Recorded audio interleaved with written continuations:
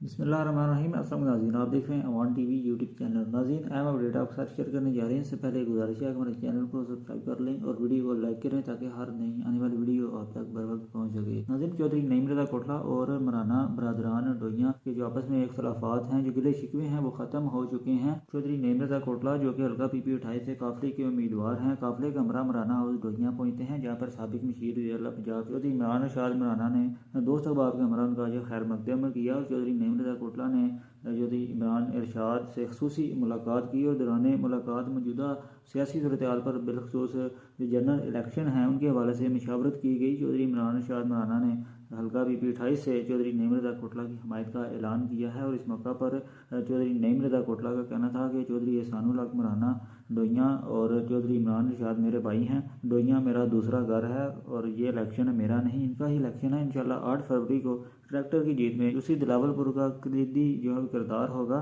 मज़ीद अपडेट्स के लिए देखते रहें अवान टीवी।